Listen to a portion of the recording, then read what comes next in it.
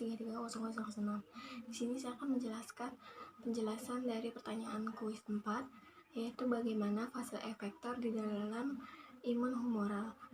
Yang pertama saya akan menjelaskan fase efektor. Fase efektor ini jadi antibodi ini yang akan berperan langsung dalam menghilangkan antigen, di mana sel beta akan menghasilkan antibodi dan memfagositosis, namun yang akan berperan utama tetaplah antibodinya.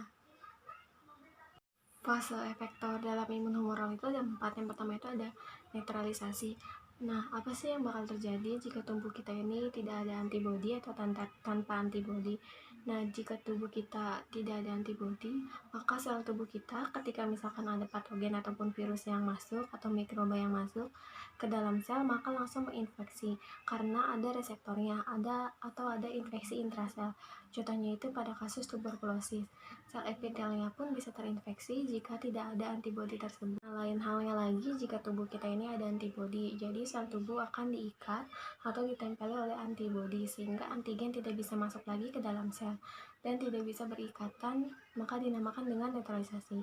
Antibodinya akan menghalangi mikroba sehingga tidak masuk ke dalam sel. Jika misalkan sudah terlalu terinfeksi, maka sel yang mati akan mengeluarkan bakteri yang berkembang biak sehingga infeksinya akan menyebar. Yang kedua itu ada opsonisasi. Opsonisasi ini mirip dengan proses fagositosis, bahwa mikroba mempunyai PAMP yang dimana PAMP ini akan ditempeli oleh PRR sehingga bisa dimakan dan masuk ke dalam vakuola dan dikenali oleh sel fagosit adalah antibodinya.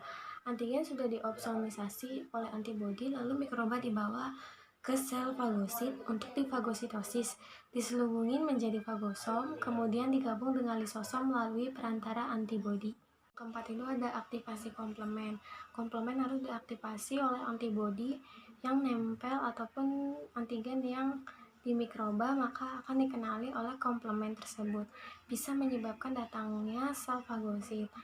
Nah, si aktivasi komplement ini akan melubangi sel mikroba dengan reaksi inflamasi, harus terlebih dahulu dengan antibodi.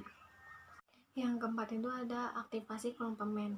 Komponen yang ada di dalam imun ini harus diaktifasi dulu terlebih dahulu.